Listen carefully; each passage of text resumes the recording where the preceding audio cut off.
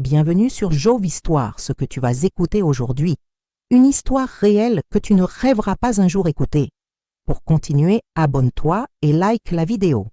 Lagos, 2010, quartier d'Ajegunle. Le soleil tape, les enfants crient dans la rue. L'air est lourd de rumeurs et de moqueries. Voix off, posée, grave, émotive.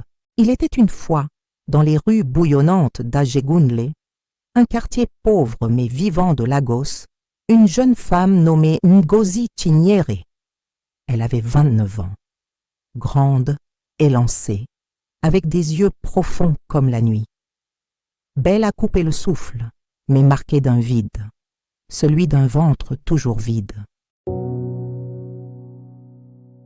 Mariée depuis 7 ans à Babatunde Okoro, un commerçant de 42 ans, plus réservé, plus spirituel, le couple vivait dans un amour sincère, mais stérile.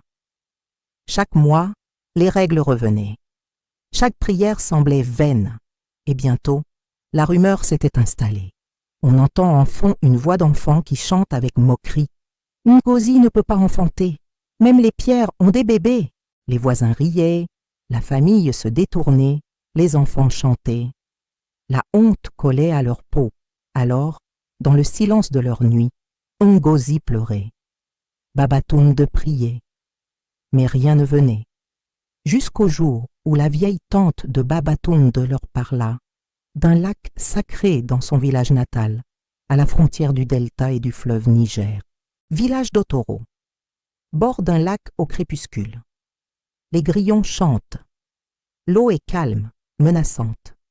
Ils ont quitté Lagos sans prévenir personne. Après 8 heures de route, ils arrivent au village d'Otoro. Là-bas, le silence est roi, et les histoires de l'eau circulent entre les anciens comme des prières païennes. « C'est là que Mami Wata habite, » dit la tante. « Mais faites attention, elle donne, mais elle prend aussi. » Ngozi et Babatunde s'agenouillent au bord du lac. Ils prient, ils pleurent, ils parlent à l'eau comme à une déesse.